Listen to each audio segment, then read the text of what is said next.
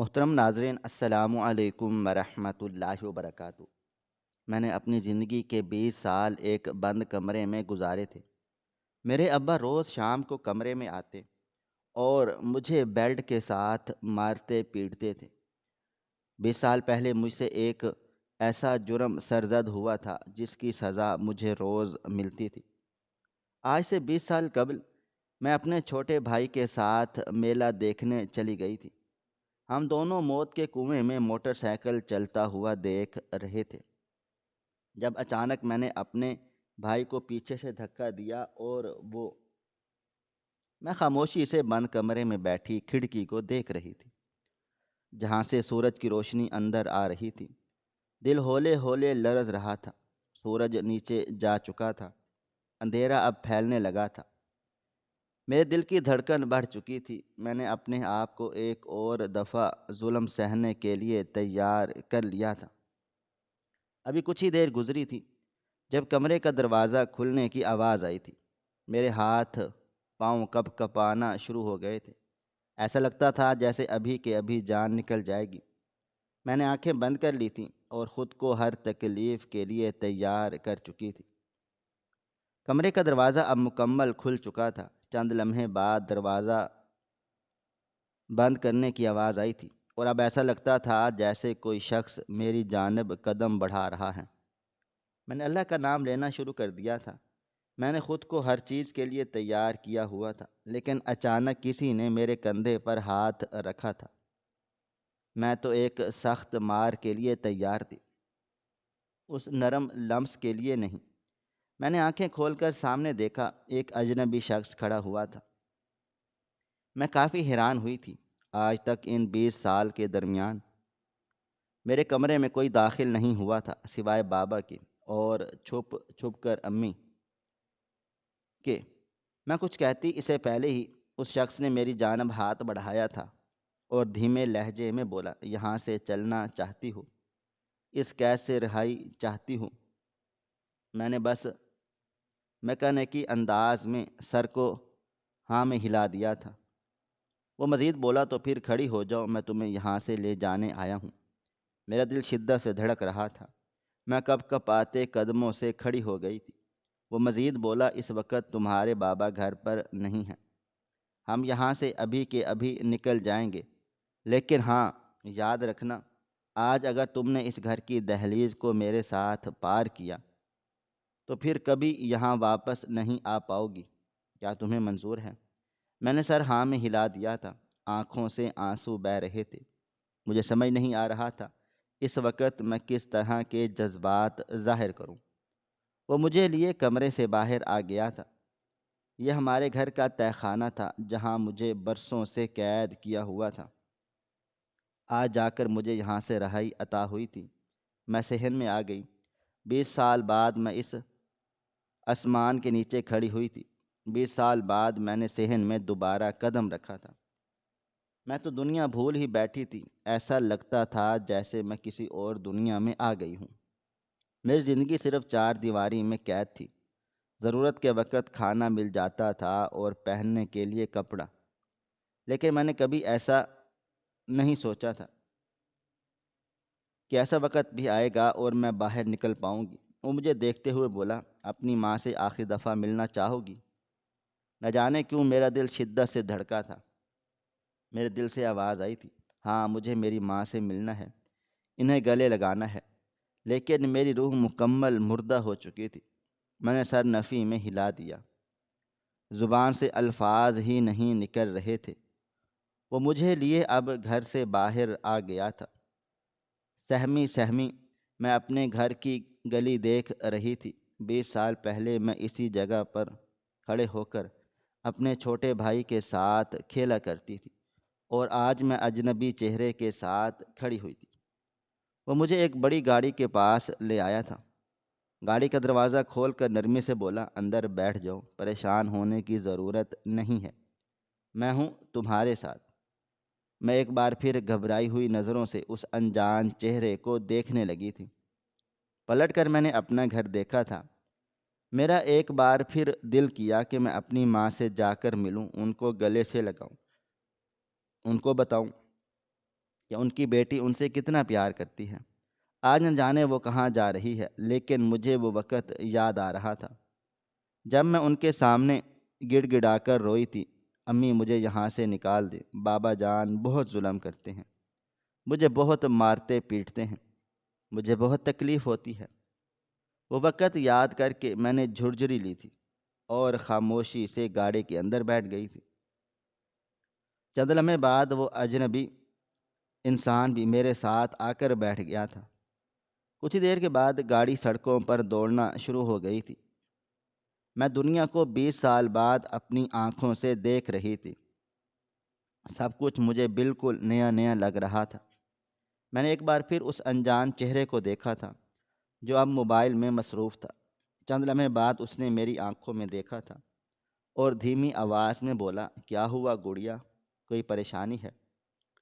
اس لفظ سے میں 20 سال بعد آشنا ہوئی تھی۔ 20 سال پہلے مجھے اسی لفظ سے پکارا جاتا تھا۔ ایسا لگتا تھا جیسے میرے منہ میں زبان نہیں ہے۔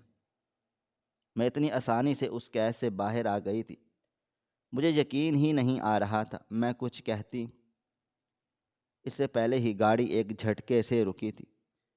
میں نے گھبرا کر سامنے کی طرف دیکھا تو میرے بابا ایک گاڑی سے باہر نکلے تھے۔ میرے ہاتھ پاؤں ٹھنڈے پڑنا شروع ہو گئے تھے۔ میں نے گھبرا کر اس اجنبی کا ہاتھ تھام لیا تھا، جبکہ وہ ہلکی مسکراہٹ سے بولا، تمہیں گھبرانے کی ضرورت نہیں ہے، میں ہوں تمہارے ساتھ، ڈرنا نہیں، سب سنبھال لوں گا۔ میں نے سر ہاں میں ہلایا۔ وہ ابھی گاڑی کو ہاتھ لگاتے اسی پل پولیس کی گاڑی آ گئی تھی۔ میں مزید ہلکان ہو چکی تھی۔ فوراً ہی زبردستی میرے بابا کو پولیس گاڑی میں بٹھا رہی تھی۔ باہر کیا ہو رہا تھا، لوگ کیا بول رہے تھے، اندر آواز نہیں آ رہی تھی۔ کچھ دیر کے بعد ہماری گاڑی دوبارہ چل پڑی تھی۔ میں اب مزید برداشت نہیں کر پائی تھی اور اپنے ساتھ بیٹھے ہوئے اس انجان شخص کو دیکھتے ہوئے بولی، کون ہو؟ میرے بابا کو کہاں لے کر گئے ہیں؟ لہجہ لڑکھڑا رہا تھا، آنکھوں میں آنسو بھر آئے تھے۔ وہ مدھم لہجے میں بولا، آواز بہت پیاری ہے آپ کی، بہت ہی خوبصورت بولتی ہیں آپ گڑیا۔ میرا دل اب سو کی رفتار سے دھڑک رہا تھا۔ میں تھوڑا فاصلہ قائم کر کے بیٹھ گئی تھی۔ دل کی دھڑکنیں معمول سے زیادہ تیز تھیں۔ چند لمحے بعد گاڑی ایک بڑے سے گھر کے سامنے رکی تھی۔ میں کچھ کہتی اس سے پہلے ہی وہ شخص مجھے دیکھتے ہوئے بولا، میں جانتا ہوں آپ تھوڑا پریشان ہو رہی ہوں گی۔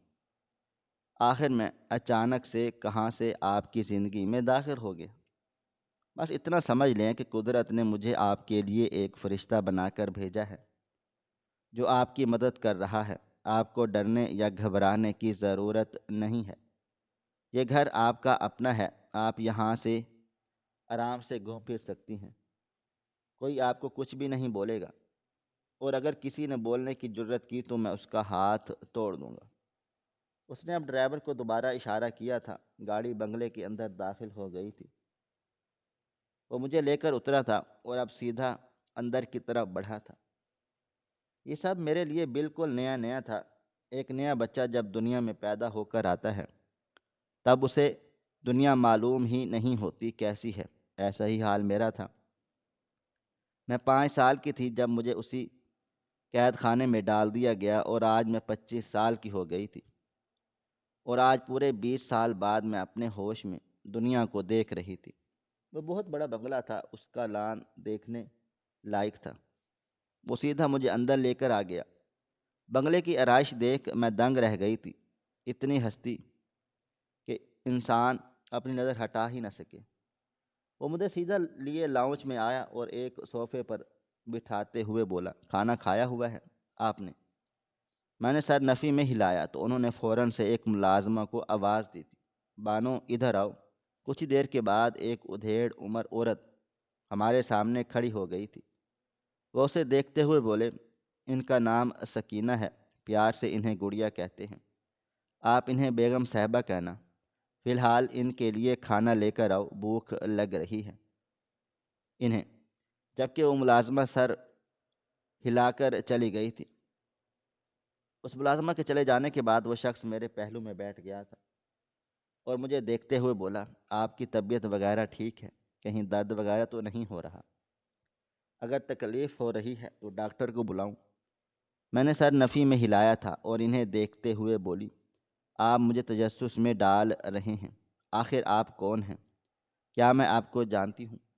کیا میں نے آپ کو کبھی دیکھا ہے؟ کیا آپ میرے گھر والوں کو جانتے ہیں؟ مجھے کچھ بتا دیں، مجھے اب بے چینی ہو رہی ہے۔ اس قید سے رہائی کے لیے میں آپ کے ساتھ آ گئی، لیکن اس طرح غیر لڑکے کے ساتھ میرا ہونا ٹھیک نہیں ہے۔ بے شک میں 20 سال قید میں رہی ہوں، لیکن میں اپنی ماں سے ملتی تھی۔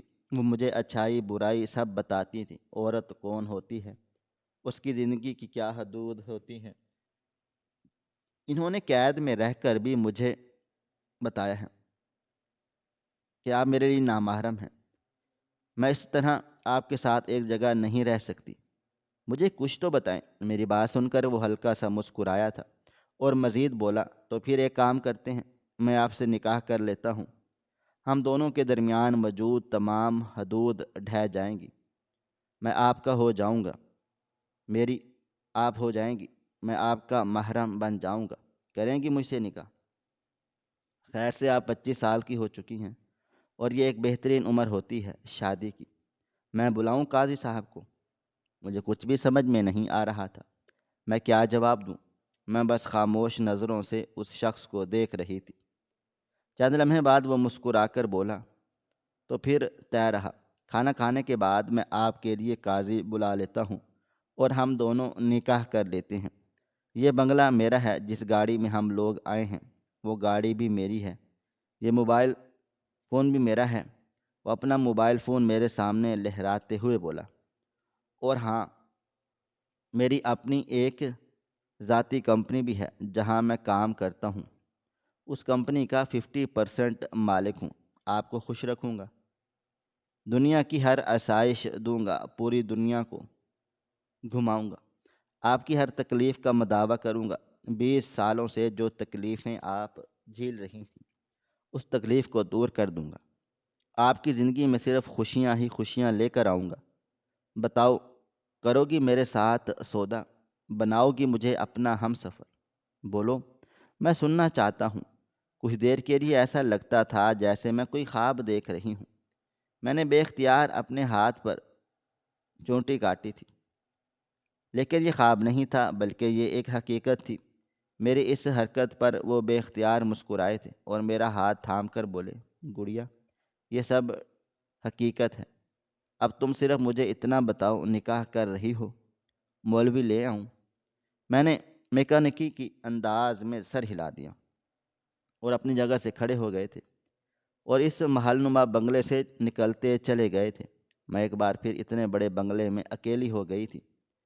پہلے میں ایک تہہ خانے میں تنہا ہوتی تھی اور اب ایک بہت بڑے بنگلے میں تنہا تھی، لیکن فرق اتنا تھا، یہاں مجھے آزادی میسر تھی اور وہاں مجھے صرف قید میسر تھی۔ میں اب اپنی جگہ سے کھڑی ہو کر پوری بنگلے کو غور سے دیکھنے لگ گئی تھی۔ دل کی دھڑکنیں عجیب طرح سے دھڑک رہی تھی۔ آخر یہ شخص کون تھا جو میری مدد کر رہا تھا؟ آخر یہ شخص مجھ پر اتنا مہربان کیوں ہو رہا تھا؟ کئی طرح کے خیالات میرے دل و دماغ میں گردش کر رہے تھے۔ ابھی میں گھر دیکھنے میں مصروف ہی تھی جب اچانک مجھے اپنے پیچھے آہٹ محسوس ہوئی تھی۔ میں نے پلٹ کر دیکھا، کچن کے حصے سے ہی وہی ادھیڑ عمر ملازمہ کھانے کی ٹرے لیے میرے پاس آئی تھی اور میرے سامنے رکھی ہوئی کانچ کی ٹیبل پر کھانا رکھتے ہوئے بولی، بیگم صاحبہ، آپ کھانا کھا لیں، اگر کچھ اور چاہیے ہو آپ مجھے بتا دیں، میں آپ کو لا دوں گی۔ میں نے اب کھانے کی طرف نظر ڈالی تھی۔ بریانی، پانی، رائتہ، سلاد، کولڈ ڈرنک، ہر شے موجود تھی۔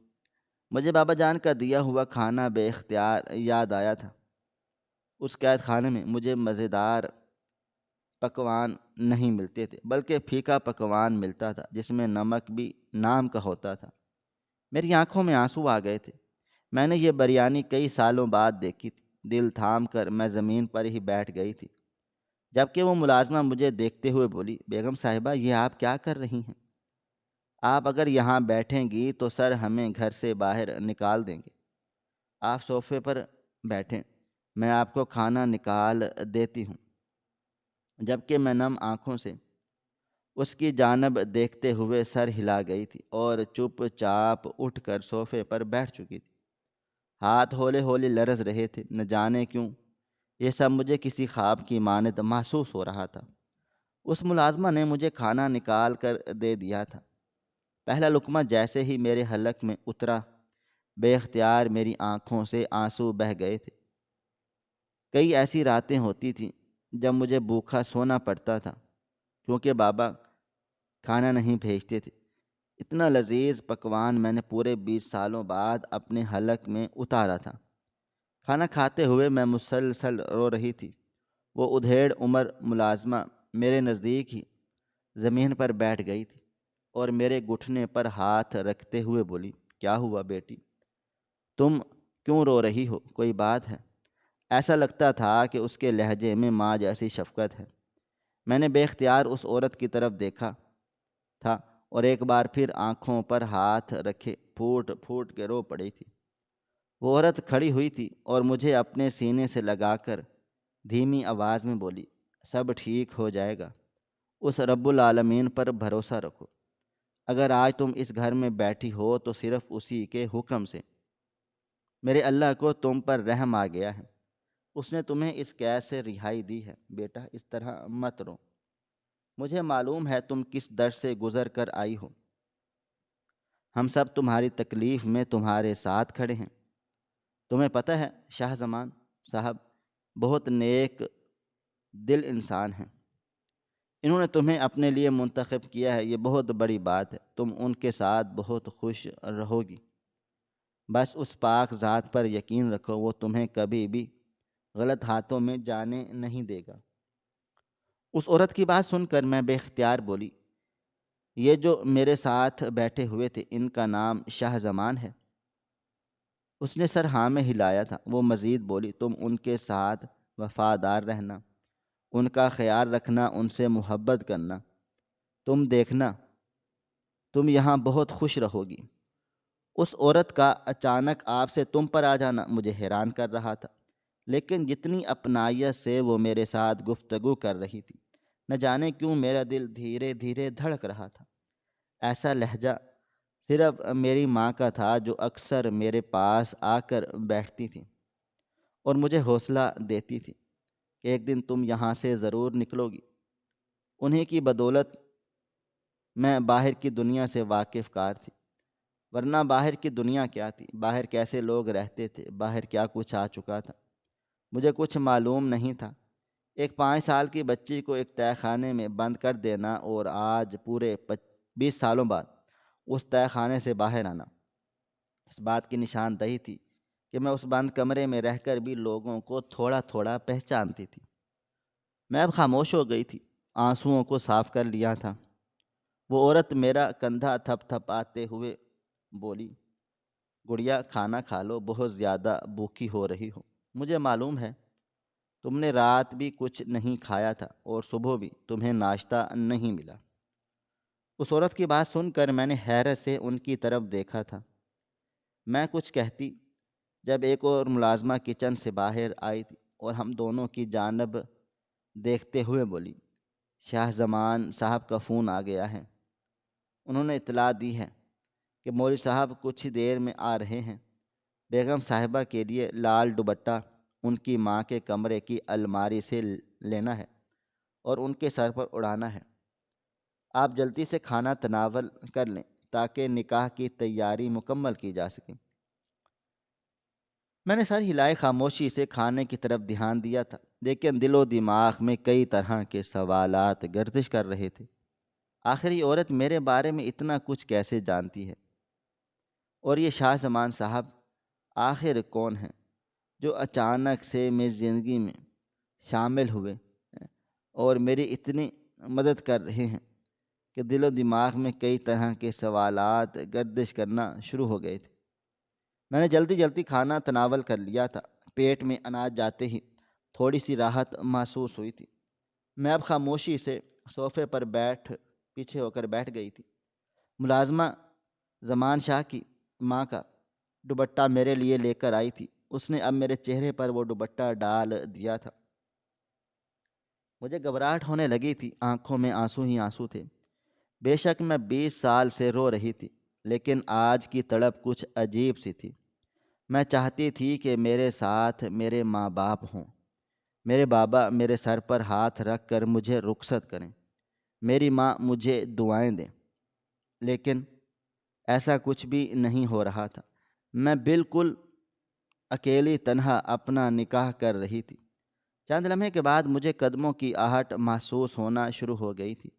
مولوی صاحب اور شاہ زمان صاحب آ چکے تھے۔ میری حالت بہت عجیب ہو رہی تھی، ہاتھ پاؤں ٹھنڈے پڑنا شروع ہو گئے تھے۔ شاہ زمان صاحب میرے برابر میں بیٹھ چکے تھے۔ ان کے بیٹھتے ہی نہ جانے کیوں مجھے ایک راحت سی محسوس ہوئی تھی۔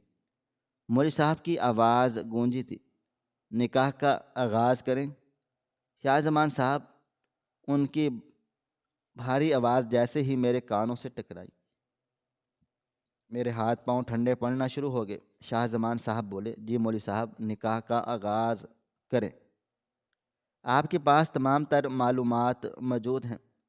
چند لمحے بعد انہوں نے قرآن پاک کی تلاوت کی تھی اور بسم اللہ شریف پڑھ کر بلند آواز میں بولے، سکینہ ظہیر، آپ کا نکاح شاہ زمان والد نعیم سے کیا جاتا ہے کہ آپ کو یہ نکاح قبول ہے۔ ان کے الفاظ میرے دل کی دھڑکن روک رہے تھے۔ بابا کا نام سن کر ہی میری جان نکلنا شروع ہو گئی تھی۔ کیا مجھے یہ نکاح کر لینا چاہیے تھا یا میرا باپ مجھے جینے دے گا؟ زمان صاحب نے کہا تھا کہ آج اگر تم اس تہہ خانے سے نکل گئی تو دوبارہ یہاں نہیں آؤ گی۔ میں نے اللہ کا نام لے کر قبول ہے بول دیا تھا۔ 3 دفعہ مجھ سے یہی سوال دہرایا گیا تھا اور تینوں دفعہ میں نے اپنے رب کو حاضر ناظر جان کر انہیں اپنی زندگی میں شامل کر لیا تھا۔ اس بات سے انجان کہ جس شخص پر میں بھروسہ کر رہی ہوں وہ میری زندگی کو کس موڑ پر لانے والا ہے۔ مولوی صاحب نے اب شاہ زمان صاحب سے نکاح کے کلمات دہرائے تھے۔ انہوں نے سادگی سے نکاح قبول کر لیا تھا۔ دستخط ہو چکے تھے، گواہوں کے بھی دستخط لیے گئے تھے۔ ایسا لگتا تھا جیسے سب خواب ہو۔ میری زندگی عجیب سی راہ پر چلنا شروع ہو گئی تھی۔ نکاح ہونے کے بعد تمام لوگ آپس میں ملنا شروع ہو گئے تھے۔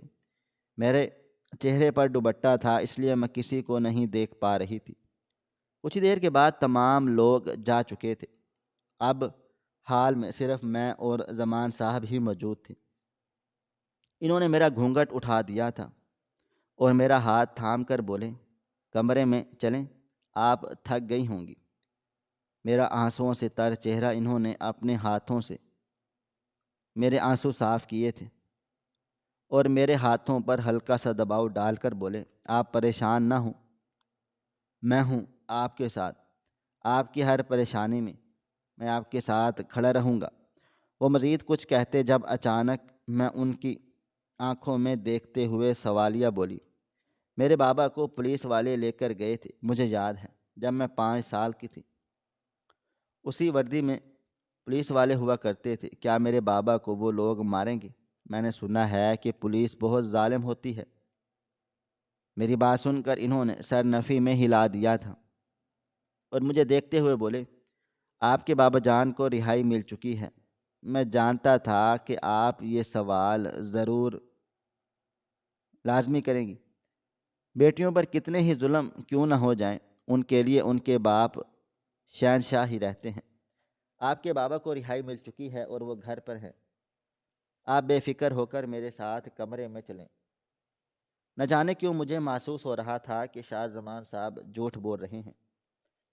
بے شک میں نے دنیا نہیں دیکھی تھی، لوگوں کو نہیں پہچانتی تھی۔ اپنے ارد گرد میں نے صرف 2 چہرے دیکھے تھے، ایک امی کا چہرہ اور دوسرا بابا جان کا چہرہ۔ اس کے علاوہ اگر کوئی تیسرا چہرہ میں اپنے نزدیک دیکھ رہی تھی تو وہ محض شاہ زمان صاحب کا ہی تھا، اور انہوں نے ہی نہ جانے کیوں اس کے چہرے کے پیچھے مجھے کوئی نقاب محسوس ہو رہا تھا۔ وہ مجھے لیے اپنے کمرے میں آ گئے تھے۔ ان کا کمرہ بہت ہی خوبصورتی سے بنا ہوا تھا۔ پورے کمرے کو گلاب کے پھولوں سے سجایا گیا تھا۔ کیا وہ پہلے ہی ہمارے نکاح کا پلان بنا چکے تھے؟ میں کچھ کہتی اس سے پہلے ہی وہ نرم ہاتھوں سے میرا ہاتھ تھام کر بولے، یہ سب میں نے تمہارے لیے کیا ہے۔ میں تمہیں دنیا کی سب سے حسین زندگی دینا چاہتا ہوں۔ یہ کہتے ہی اچانک وہ میرے قدموں میں گھٹنوں کے بل بیٹھ گئے تھے اور میرا ہاتھ تھام کر بولے، تم بہت خوبصورت ہو، بالکل کسی انمول موتی کی مانند، جسے تہہ خانے میں چھپا دیا جاتا ہے، جسے دیکھنے کے لیے لوگ ترس جاتے ہیں۔ یہ کہہ کر انہوں نے اچانک ایک خوبصورت انگوٹھی میرے ہاتھوں میں پہنائی تھی۔ اس انگوٹھی کا موتی کافی چمک رہا تھا۔ میں کچھ کہتی اس سے پہلے ہی وہ بولے، یہ ڈائمنڈ ہے، شاید تمہیں اس بارے میں علم ہو۔ میں نے سر نفی میں ہلایا تو وہ میرے ہاتھ پر دباؤ ڈال کر بولے، یہ دنیا کا سب سے قیمتی موتی ہوتا ہے، جو آج میری سب سے حسین دلہن کے ہاتھوں میں سج رہا ہے۔ آج ہماری زندگی کی سب سے حسین رات ہے، کیا میں تمہیں قبول ہوں؟ میں نے لاشعوری طور پر سر ہاں میں ہلا دیا تھا۔ انہوں نے زیادہ بات نہیں کی تھی۔ وقت دھیرے دھیرے گزرتا چلا جا رہا تھا۔ پوری رات معمول کے مطابق طے ہو گئی تھی۔ میری عادت صبح فجر کی اذان کے وقت بیدار ہونے کی تھی۔ میرے بابا مجھ سے بالکل پیار نہیں کرتے تھے، میری شکل دیکھنا تو دور، مجھے کچھ کہنا بھی گوارا نہیں کرتے تھے۔ بس شام کے وقت آتے تھے اور بیڈ سے مجھے اچھی طرح سے مار پیٹ کر چلے جاتے تھے۔ لیکن فجر کے وقت روز میرے کمرے کا دروازہ کھٹکھٹاتے تھے تاکہ میں نماز پڑھ سکوں۔ میں نے اپنے قدم واش روم کی طرف بڑھائے تھے۔ وضو کر کے میں باہر آئی۔ شاہ زمان صاحب بھی بیٹھے ہوئے تھے۔ میں کچھ کہتی، وہ مجھے دیکھتے ہوئے بولے، کیا آپ تھوڑی دیر ٹھہر سکتی ہیں؟ میں بھی وضو کر کے آ جاؤں، ہم ساتھ میں نماز ادا کریں گے، مجھے بہت خوشی ہوگی آپ کے ساتھ نماز پڑھ کر۔ ان کا لہجہ بہت ہی میٹھا تھا، ایسے لہجوں کی میں بالکل بھی عادی نہیں تھی۔ ایک بار پھر مجھے شدت سے رونا آیا تھا۔ وہ اٹھ کر واش روم میں چلے گئے تھے، جبکہ میں کمرے میں رکھے ہوئے اس واحد صوفے پر بیٹھ گئی تھی اور اپنی زندگی کے بارے میں سوچنے لگ گئی تھی۔ دیکھتے ہی دیکھتے میں 20 سال پہلے کے اس منظر میں کھو گئی تھی، جس کے بارے میں یاد کر کے میری روح بھی کانپ اٹھی تھی۔ وہ میلہ، وہ روشنیاں، وہ جھلملاہٹ، وہ شور شرابہ، ایسا لگتا تھا جیسے سب کچھ ایک خواب ہو۔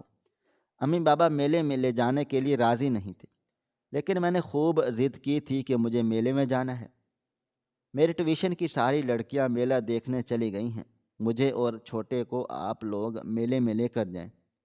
بابا جان نے صاف انکار کر دیا تھا کہ کوئی ضرورت نہیں ہے، تمہارا چھوٹا بھائی ابھی بہت چھوٹا ہے، اسے ہم وہاں نہیں لے کر جا سکتے۔ لیکن میرے ضد کرنے پر وہ لوگ راضی ہو گئے تھے۔ میلے میں داخل ہو کر میں بالکل ان کی روشنیوں میں کھو گئی تھی۔ بابا جان چھوٹے بھائی کو گود میں لیے ہوئے تھے، جبکہ میں امی کا ہاتھ سختی سے تھاما ہوا تھا، کیونکہ میلے میں بہت زیادہ بھیڑ تھی۔ ایک طرف چوڑیاں، کھانے کا سامان، دوسری طرف کپڑے اور دائیں جانب جھولے لگے ہوئے تھے۔ میں فوراً ہی امی بابا کو وہاں کھینچنے لگی تھی۔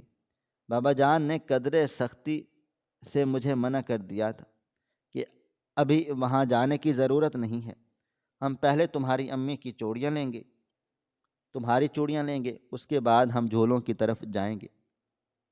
مگر میری عزت کو دیکھتے ہوئے ان دونوں کو راضی ہونا پڑا تھا۔ ہم جھولے کے نزدیک آ گئے تھے۔ میں فوراً ہی بڑے جھولے کی طرف اشارہ کیا تھا۔ میں بچپن ہی سے بہت بہادر لڑکی تھی۔ امی نے بھی مجھے منع کر دیا تھا کہ تمہاری طبیعت خراب ہو جائے گی، لیکن میرے رونے اور شور کرنے کے باعث بابا راضی ہو گئے تھے اور مجھے لیے جھولے کی طرف چل پڑے تھے۔ بھائی کو انہوں نے امی کے ہاتھوں میں تھما دیا تھا۔ ان کے ساتھ جھولے پر بیٹھ کر ایسا لگتا تھا جیسے میں ہواؤں میں اڑ رہی ہوں۔ ڈولی والا جھولا مجھے واقعی آسمانوں کی سیر کروا رہا تھا۔ اس بات سے انجان کہ کچھ دیر کے بعد ہم پر کیسی قیامت ٹوٹنے والی ہے۔ تھوڑی دیر کے بعد میں میں نے کافی سارا میلہ گھوم لیا تھا، میں ایک لمحے کے لیے بھی نہیں ٹھہر رہی تھی۔ کئی دفعہ بابا غصے ہوئے، امی نے بھی ایک دو دفعہ مجھے آنکھیں دکھائیں، لیکن میرا دیوانہ پن دیکھ وہ دونوں ہی خاموش ہو گئے تھے۔ اب ہم دونوں بہن بھائی ایک دوسرے کا ہاتھ تھامے چل رہے تھے۔ میرا بھائی 3 سال کا تھا، لیکن مجھ سے بہت پیار کرتا تھا۔ ہر وقت میرے ساتھ رہنا وہ اپنا پسندیدہ مشغلہ سمجھتا تھا۔ ہم دونوں اب موت کے کنویں کے نزدیک آ گئے تھے۔ وہاں پر ایک آدمی موٹر سائیکل چلا رہا تھا۔ یہ منظر دیکھ میں کافی ایکسائٹڈ ہو گئی تھی۔ بابا جان نے ایک دو دفعہ مجھے سختی سے پیچھے کیا تھا، لیکن میں اپنے بھائی کے ہمراہ اتنی نزدیک کھڑی ہوئی تھی جس کی کوئی حد بھی نہیں تھی۔ کئی دفعہ بابا مجھے ڈانٹ چکے تھے، کیا ہو گیا ہے اس گڑیا تمہیں، ایسا دیوانہ پن کیوں کر رہی ہو؟ لیکن میرے پاس کوئی جواب نہیں تھا، میں تو بس خوشی سے ناچ رہی تھی۔ میں نے اپنے بھائی کا ہاتھ پکڑا ہوا تھا اور وہ گاڑی چلاتے ہوئے جیسے ہی ہمارے نزدیک آتا، اچانک ہی پیچھے سے زور کا دھکا آیا تھا۔ میرے ہاتھ سے میرے بھائی کے کندھے پر تھا، جو اچانک زور سے اس کی طرف لگا تھا اور وہ میری آنکھوں کے سامنے اس موت کے کنویں میں جا گرا تھا۔ گاڑی اسے کچل کر نکل گئی تھی۔ یہ لمحہ بہت دردناک تھا، پورا موت کا کنواں خون آلود ہو گیا تھا۔ میں چیخیں مار کر پیچھے ہٹ گئی تھی۔ لمحہ لگا تھا اور اس جگہ ایک دم ہلچل مچ گئی تھی۔ وہ لڑکا جو بائک چلا رہا تھا وہ بھی بری طرح سے زخمی ہو گیا تھا، لیکن جب اس کے سر پر چوٹ لگی تو وہ ابھی ختم ہو گئی۔ یہ منظر بہت دردناک تھا۔ میرے بابا تڑپ کر نیچے کی طرف بھاگے تھے۔ ماں کا بھی یہی حال تھا، جبکہ میں بے یقینی سے اپنے بھائی کو دیکھ رہی تھی جس کی حالت کافی ناساز ہو گئی تھی۔ ابھی میں مزید گہرائی میں جاتی جب اچانک شاہ زمان صاحب کی آواز مجھے آنے لگی تھی، سکینہ کیا ہوا، کہاں کھو گئی ہو؟ ان کی آواز سے میں واپس حال میں لوٹ آئی تھی۔ میں نے سر اٹھا کر دیکھا، سامنے شاہ زمان صاحب کھڑے تھے جن سے میرا نکاح ہوا تھا۔ وہ مجھے دیکھتے ہوئے بولے، کہاں کھو گئی تھی بیگم، نماز نہیں پڑھنی؟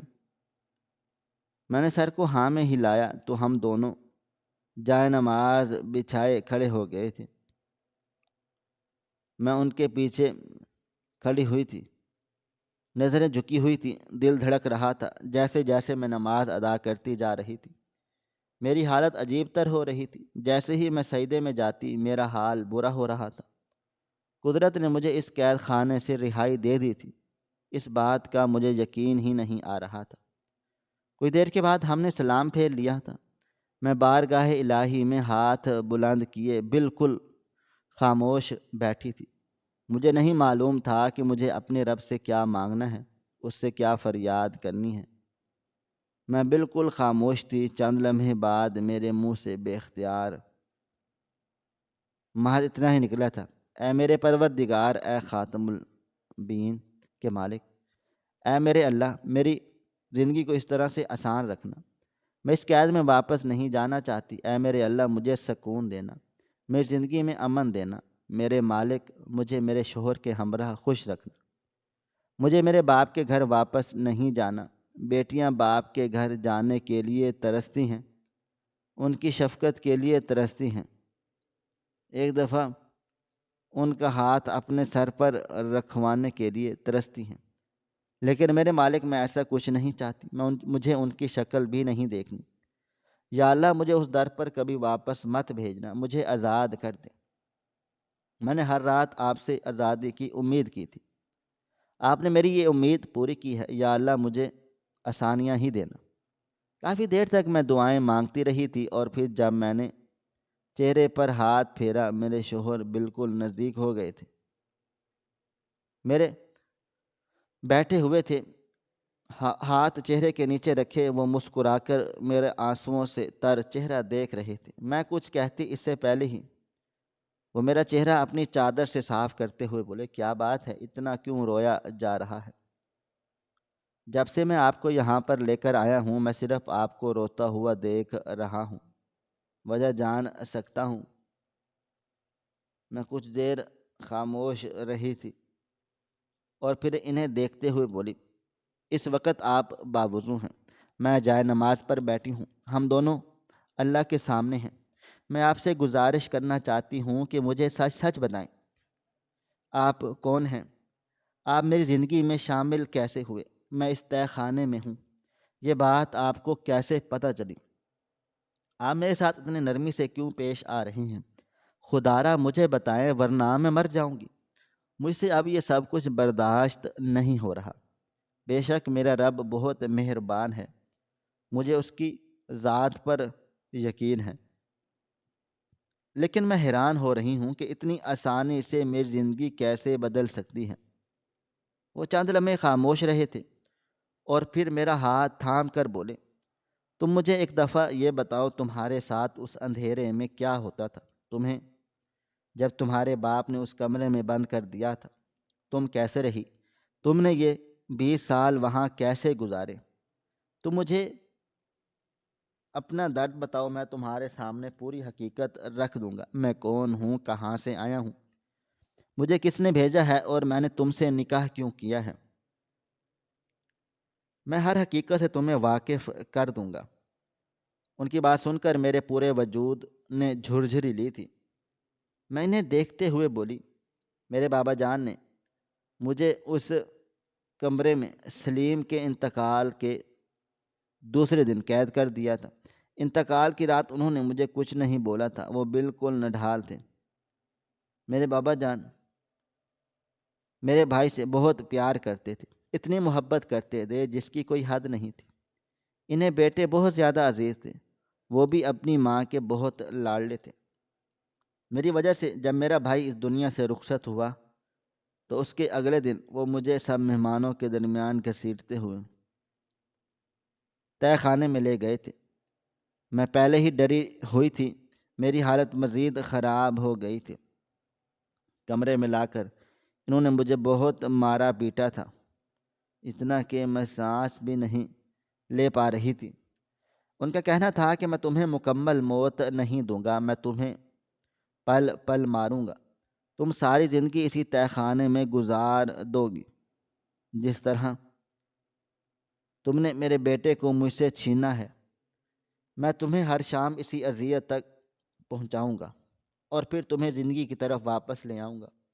مجھے لگا تھا کہ بابا جان کا غصہ 2 دن میں ختم ہو جائے گا، لیکن وقت دھیرے دھیرے بڑھتا چلا جا رہا تھا۔ 1 مہینہ بیت گیا لیکن بابا جان بدلے نہیں تھے۔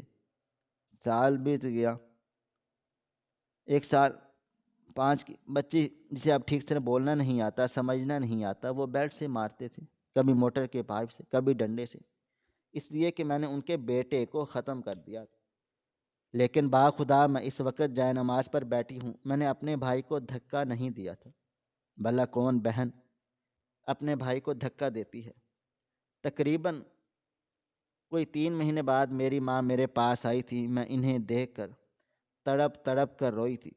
ان کے پاؤں پکڑ کر میں نے بھیک مانگی تھی کہ امی مجھے اس کمرے سے رہائی دلا دیں، میں وہاں نہیں رہ سکتی، مجھے تکلیف ہوتی ہے، میرا دم گھٹتا ہے۔ آپ جانتی ہیں مجھے اندھیرے میں سانس نہیں آتی، لیکن امی نے میری ایک دفعہ بھی بات نہیں سنی تھی، بس میرے نزدیک بیٹھی رہی تھی، کچھ بولا نہیں تھا، بس خاموشی سے میرا چہرہ دیکھتی رہی تھی۔ کچھ دیر کے بعد وہ واپس چلی گئی تھیں اور پھر انہوں نے پورے 1 سال بعد اس کمرے میں قدم رکھا تھا، اور وہ اس وقت مجھے گلے لگا کر وہ خوب روئی تھی، لیکن مجھے ان کے لیے کوئی جذبات ہی نہیں تھے محسوس ہوئے۔ ایسا لگا تھا جیسے میں کوئی اجنبی عورت ہے جو مجھے گلے لگا کر ہمدردی کر رہی ہے۔ میں اب اس ماحول کی عادی ہونے لگ گئی تھی۔ بابا جان مجھ پر بالکل رحم نہیں کرتے تھے۔ اس سال کے درمیان انہوں نے مجھے بہت مارا تھا۔ وقت اور تیزی سے گزرتا جا رہا تھا۔ اب امی ہر ہفتے آنے لگ گئی تھی، میرے پاس بیٹھتی تھی، مجھے باہر ہونے والے ہر واقعات سے آگاہ کرتی تھی، مجھ سے باتیں کرتی تھی۔ میں بھی دھیرے دھیرے انہیں بتاتی تھی کہ میں کیسا محسوس کرتی ہوں۔ میری زندگی کیسی ہو رہی ہے۔ ضرورت کا سامان مجھے مل جاتا تھا، جیسے مثال کے طور پر کپڑے، کھانا، سردیوں میں کمبل، بستر، اور کبھی کبھی کچھ نہیں ملتا تھا۔ ہاں، لیکن کھانے کے لیے بابا جان مجھے اکثر ترسا دیتے تھے۔ کبھی کبھی ایسا ہوتا تھا کہ دو دو دن تک بھی کھانا نہیں ملتا تھا۔ میں بس بھوکی پیاسی اسی تہہ خانے کے فرش پر پڑی رہتی تھی۔ کوئی سگا باپ اپنی سکی اولاد کے لیے ایسا کر سکتا ہے؟ نہیں۔ میں حیران ہوتی تھی کہ بابا جان مجھے خاص پسند نہیں کرتے تھے، لیکن ایسی نفرت بھی نہیں کرتے تھے جو انہوں نے میرے بھائی کے جانے کے بعد مجھ سے کی تھی۔ وقت گزرا تھا، دن ہفتوں میں، اور ہفتے مہینوں میں، اور مہینوں سال میں تبدیل ہو گئے۔ مجھے پورے 20 سال بدل گئے تھے۔ میں نے ایک چھوٹی سی بچی سے جوان لڑکی بن گئی، لیکن انہوں نے مجھے تکلیف دینا نہ چھوڑی۔ کبھی کبھی مجھے اتنی تکلیف دیتے تھے کہ میں برداشت نہیں کر پاتی تھی۔ میں تڑپ کر روتی تھی، لیکن انہیں میری ذات پر رحم نہیں آتا تھا۔ میں اب بالکل خاموش ہو گئی تھی۔ کہنے کے لیے اب کچھ نہیں بچا تھا۔ میں اپنی زندگی کی تمام تکلیف اس شخص کو بتا چکی تھی جس سے میں صرف کل ملی تھی۔ چند لمحے بعد میں نے سر اٹھا کر دیکھا تو سامنے بیٹھا شخص زاروں قطار رو رہا تھا۔ میں کچھ کہتی اس سے پہلے ہی وہ نم آواز میں بولا، تمہاری تکلیف سن کر نہ جانے کیوں میرے دل میں ایک عجیب سا درد ہو رہا ہے۔ ایسا لگتا ہے جیسے یہ میرا درد، جو میری تکلیفیں تم نے برداشت کی ہیں، ایسا لگتا ہے یہ تکلیف ہے جو مجھ پر گزری ہے۔ میں نے اب ہاتھ آگے بڑھا کر ان کے ہاتھوں کو اپنے ہاتھوں میں مضبوطی سے لے لیا تھا اور انہیں دیکھتے ہوئے بولی، خدا کے لیے اب مجھے بتاؤ، آپ کون ہو؟ آپ کو کس نے میرے پاس بھیجا؟ اور آپ کو مجھ سے محبت کیسے ہوئی؟ مجھے تو کسی نے دیکھا ہی نہیں سوائے میری ماں اور باپ کے۔ چند لمحے خاموش رہنے کے بعد وہ بولے، تمہاری ماں کی بدولت میں تم تک پہنچا ہوں۔ تم نے بانوں سے ملاقات کی ہے نا، یہی تمہاری اصل رہنما ہے۔ تمہاری ماں کی دوستی میرے گھر کی ملازمہ سے تھی۔ دونوں آپس میں بہت اچھے دوست تھے۔ بانو تمہارے گھر میں بھی ملازمت کرتی رہی ہے۔ اس نے تمہاری تصویر مجھے دکھائی تھی اور تمہاری تکلیفیں مجھے بتائی تھیں۔ پہلے مجھے لگا یہ سب فضول کہانیاں ہیں، لیکن جب میں تمہاری ماں سے ملا اور اس نے مجھے کھڑکی سے تمہارا وجود دکھایا جو لاغر تھا، زمین پر پڑا ہوا تھا، وہ لمحہ تھا جب مجھے تم سے محبت ہوئی تھی۔ اتنی شدید محبت کہ میں لفظوں میں بیان نہیں کر سکتا۔ میں مالی لحاظ سے اور قانونی لحاظ سے بہت طاقتور انسان ہوں۔ مجھے بہت آسانی سے تمہیں رہائی دلانے کا موقع مل گیا۔ تمہیں یہاں تک لانا، تم سے نکاح کرنا، یہ سب شاید قدرت نے کا فیصلہ تھا۔ میں نے کچھ بھی نہیں کیا۔ اسی رب نے میرے دل میں تمہارے لیے محبت پیدا کی اور اسی رب نے تمہیں مجھ تک پہنچایا ہے۔ لیکن اب میں وعدہ کرتا ہوں کہ تم تک میں کسی کو پہنچنے نہیں دوں گا۔ تم نے جتنی اپنی غلطی کی سزا بھگتنی تھی تم بھگت چکی ہو۔ اب تم تک کوئی بھی نہیں پہنچ سکتا۔ اس لمحے میں روئی تھی، اتنا کہ میرا دل شدت سے پھٹ رہا تھا۔ درد کی حالت ایسی تھی کہ میں اس پل ختم ہو جانے والی تھی۔ میں نے بے اختیار ان کو اپنے گلے سے لگا لیا تھا، جائے نماز پر بیٹھ کر۔ آج پہلی بار مجھے بہت سکون مل رہا تھا، جو میں 20 سالوں سے نماز پڑھ رہی تھی۔ لیکن آج جو سکون مجھے ملا تھا وہ سب سے منفرد تھا۔ وقت کی رفتار نہ کبھی تھم سکی ہے اور نہ کبھی تھم پائے گی۔ 2 دن کے بعد ہی میری ماں مجھ سے ملنے آ گئی تھی۔ انہوں نے گلے لگ کر مجھ سے خوب معافیاں مانگی تھی، جبکہ میں نے ان سے معافی مانگی تھی کہ میں غلط ہوں۔ آخری دفعہ میں آپ سے مل کر بھی نہیں آئی۔ شاید میں آپ سے بدگمان ہو گئی تھی، لیکن مجھے پتہ ہی نہیں تھا کہ میری پیٹھ پیچھے میری ماں میرے لیے اتنا سب کچھ کر رہی ہے۔ انہوں نے مجھے بتایا تھا کہ تمہارے چلے جانے کے بعد تمہارے باپ کو اپنی غلطی کا احساس ہوا ہے۔ وہ تھوڑے شرمندہ سے ہیں، بار بار اس تہہ خانے میں چلے جاتے ہیں اور کل رات تمہیں یاد کر کے روئے بھی ہیں، لیکن مجھے کچھ افسوس نہ ہوا تھا۔ دل بالکل ہلکا ہو رہا تھا، اتنا ہلکا کہ ایک کاغذ کا وزن ہو۔ میں نے اپنی ماں کو اپنے باپ کے حوالے سے کوئی جواب نہ دیا۔ وقت کی رفتار نہ کبھی تھم سکی ہے اور نہ کبھی تھم پائے گی۔ میں اپنے شوہر کے ساتھ سب سے پہلے خانہ کعبہ چلی گئی تھی۔ وہاں سے آنے کے بعد میں نے پوری دنیا کا ٹور کیا ہے۔ میں نے ہر اس جگہ کو دیکھا ہے جس کے بارے میں نے کبھی سنا بھی نہیں تھا۔ میں بہت زیادہ خوش نصیب انسان ہوں جسے شاہزمان جیسا انسان زندگی میں مل گیا ہے۔ میں آج جب بھی اپنی پرانی زندگی کے بارے میں سوچتی ہوں میری روح کانپ جاتی ہے، لیکن جب میں اپنا حال دیکھتی ہوں تو میں مطمئن ہو جاتی ہوں کہ ہر مشکل کے بعد آسانی ہے۔ ایک وقت آتا ہے جب اندھیرے چھٹ جاتے ہیں اور روشنی کے بادل آ جاتے ہیں۔ میرے ساتھ بھی کچھ ایسا ہی ہوا ہے۔ میں تمام سننے والوں کو پیغام دینا چاہتی ہوں کہ اللہ تعالیٰ دیر سے ہی لیکن اپنے بندے پر کرم ضرور کرتا ہے۔ اس کی ذات سے کبھی مایوس نہیں ہونا چاہیے، اور وہ جو لوگ اس کی ذات سے مایوس نہیں ہوتے ہمیشہ اس کے لیے سامنے جھکے رہتے ہیں، اسی سے مدد کی اپیل کرتے رہتے ہیں اور اسی سے مدد مانگتے ہیں، کبھی مایوس نہیں ہوتے۔ رب العالمین انہیں سکون بھی عطا کرتا ہے اور انہیں زندگی بھی عطا کرتا ہے۔ بے شک میرا رب ہر شے پر قادر مطلق ہے۔ ناظرین، آپ کو ہماری آج کی کہانی کیسی لگی؟ کومنٹ باکس میں اپنی رائے کا اظہار ضرور کریں۔ خواہش صرف اتنی ہے کہ کچھ الفاظ لکھوں جس سے کوئی گمراہی کے راستے پہ جاتے جاتے رک جائے، اور نہ بھی رکے تو سوچ میں ضرور پڑ جائے۔ پیارے دوستوں، امید کرتا ہوں کہ آپ کو یہ ہماری کہانی پسند آئی ہوگی۔ کہانی پسند آئی ہو تو ویڈیو کو لائک کریں، کومنٹس کریں، شیئر کرنا بالکل بھی نہ بھولیں۔ اور ہاں، اگر آپ لوگ اس چینل پر نئے ہیں تو ہمارے چینل ہریرہ انفو کو سبسکرائب ضرور کر لیں اور نوٹیفیکیشن کو ضرور دبا دیں تاکہ آنے والی کہانی سب سے پہلے آپ کو مل سکے۔ ملتے ہیں کل ایک نئی اور دلچسپ کہانی کے ساتھ، تب تک اپنا ڈھیر سارا خیال رکھیے گا۔ اللہ حافظ۔